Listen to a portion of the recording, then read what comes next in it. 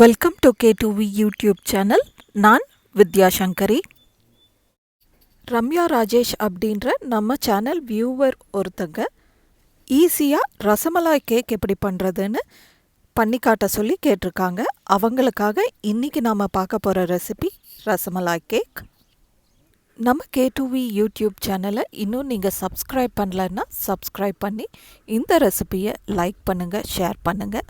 அதோட இந்த ரெசிபிக்கு ரிலேட்டடான மற்ற ரெசிபி வீடியோ லிங்க்ஸை நான் கீழே டிஸ்கிரிப்ஷனில் கொடுத்துருக்கேன். அந்த ரெசிபீஸையும் ட்ரை பண்ணி பாருங்கள். எல்லா ரெசிபீஸும் எப்படி இருந்ததுன்னு எனக்கு கமெண்ட் செஷனில் கமெண்ட் பண்ணுங்கள். இப்போ ரசமலாய் கேக் பண்ணுறக்கு ஆரம்பிச்சிடலாம்.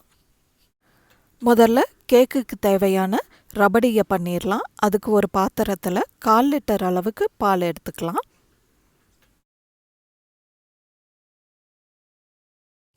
இப்போ இந்த பாலோட அரைச்சி சேர்க்கறக்கு ஒரு 4 பாதாம், 4 முந்திரி, 4 பிஸ்தா, 2 ஏலக்காய் இதையெல்லாம் அரைச்சி இந்த பாலோட மிக்ஸ் பண்ணிக்கலாம்.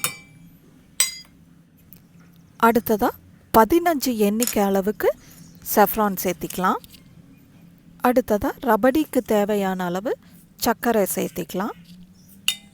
இப்போ போட்ட இன்க்ரீடியன்ட்ஸ் எல்லாத்தையும் நல்லா கலந்து விட்டதுக்கப்புறமா அடுப்பில் குண்டாவை வச்சு இது ஒரு 10 நிமிஷம் நல்லா கொதிச்சு வரட்டும். ரபடி பொங்கி கீழே சிந்திடாமல் இருக்கிறதுக்கு அடுப்பை நல்லா சிம்மில் வச்சுட்டு அப்பப்போ கலந்து விட்டுக்கங்க. இது ஒரு 10 நிமிஷம் கழித்து இறக்கிடலாம். இப்போ இந்த ரபடி நல்லா கெட்டியாக வந்துருச்சு, பாதியாக சுண்டிருச்சு. இப்போ இதை அடுப்பை விட்டு இறக்கி வச்சிடலாம். அடுத்ததாக கேக்குக்கு தேவையான க்ரீமை ரெடி பண்ணிடலாம். அதுக்கு 1 கப் அளவுக்கு பட்டர் எடுத்திருக்கேன். இது வீட்லேயே செஞ்ச பட்டர் தான். பட்டருக்கான ரெசிபி லிங்க்கை கீழே டிஸ்கிரிப்ஷனில் கொடுத்துருக்கேன். அடுத்ததாக இந்த பட்டருக்கு ஈக்குவல் குவான்டிட்டி ஐசிங் சுகர், அதாவது பொடிச்ச சர்க்கரை, அதையும் சேர்த்திக்கலாம். அடுத்ததாக 1 சிட்டிகை அளவுக்கு எல்லோ கலர் ஃபுட் கலர் சேர்த்திருக்கேன். இப்போது பட்டர் நல்லா ஃப்ளஃபியாக வர்ற வரைக்கும் இதை பீட் பண்ணிக்கலாம். இது ஒரு 10 நிமிஷம் வரைக்கும் இந்த ப்ராசஸ் எடுத்துக்கும்.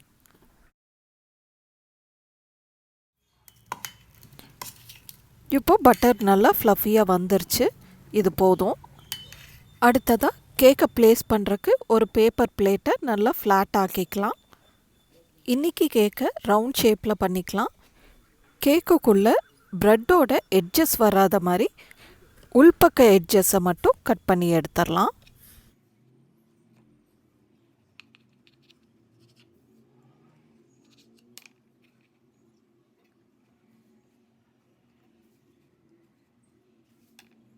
இப்போ இந்த ப்ரெட்டை ரவுண்ட் ஷேப்பில் இந்த மாதிரி மோல்டு வச்சு கட் பண்ணி எடுத்துக்கோங்க.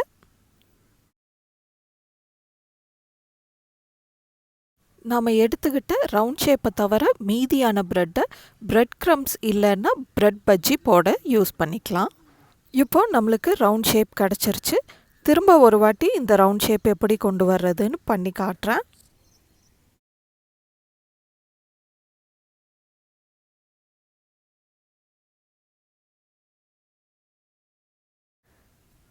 ப்ரெட் ஸ்லைசஸை ரவுண்ட் ஷேப்பில் கட் பண்ணுறதுக்கு முன்னாடி ப்ரெட் நல்லா ஒன்றோட ஒன்று ஒட்டி இருக்கான்றதை நல்லா கன்ஃபார்ம் பண்ணிவிட்டு அப்புறம் ரவுண்ட் ஷேப்பை கட் பண்ணுங்கள்.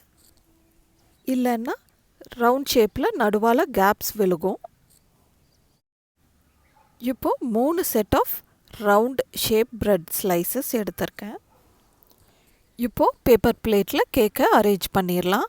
அதுக்கு கேக் மிஸ்பிளேஸ் ஆகாமல் இருக்கிறதுக்கு பேப்பர் பிளேட்டில் கொஞ்சமாக நம்ம செஞ்சு வச்ச பட்டர் க்ரீமை ஸ்ப்ரெட் பண்ணி விட்டுக்கலாம். அடுத்ததாக இது மேலேயே first layer of bread slices, அதாவது ரவுண்டாக கட் பண்ணி வச்ச ப்ரெட் ஸ்லைசஸை ரவுண்டாக அரேஞ்ச் பண்ணிக்கலாம். இது மேலே நாம் செஞ்சு வச்ச ரபடியை கொஞ்சமாக ஊற்றிக்கலாம்.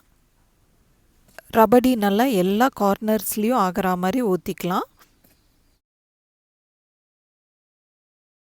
அடுத்ததாக பட்டர் க்ரீமை ஒரு லேயர் ஸ்ப்ரெட் பண்ணி விட்டுக்கலாம்.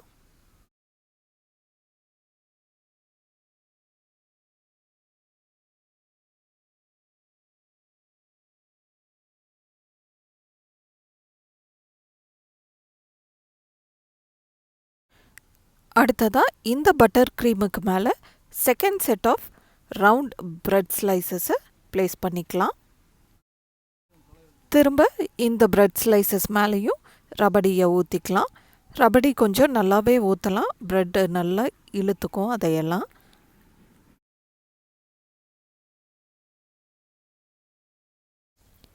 திரும்ப இந்த லேயர் மேலேயும் பட்டர் க்ரீமை ஸ்ப்ரெட் பண்ணிக்கலாம். இதே ப்ராசஸ் படி எத்தனை லேயர்ஸ் வேணாலும் நீங்கள் பண்ணிக்கலாம். நான் இன்றைக்கி 3 layer of bread and butter cream அப்புறம் ரபடி போட்டு 3 லேயர் பண்ணியிருக்கேன்.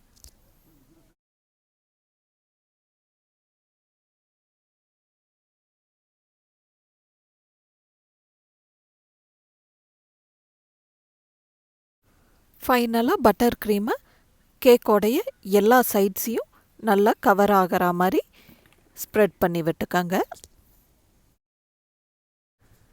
பட்டர் க்ரீமை கேக்கோடைய எல்லா சைட்ஸ்லேயும் நல்லா ஸ்ப்ரெட் பண்ணி விட்டாச்சு.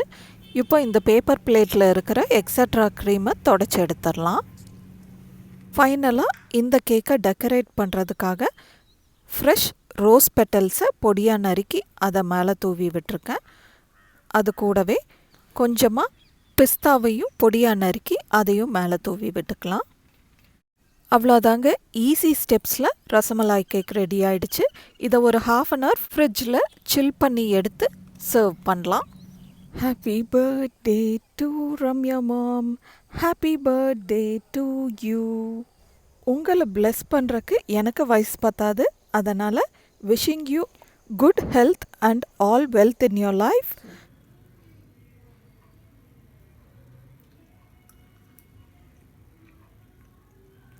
Super mummy.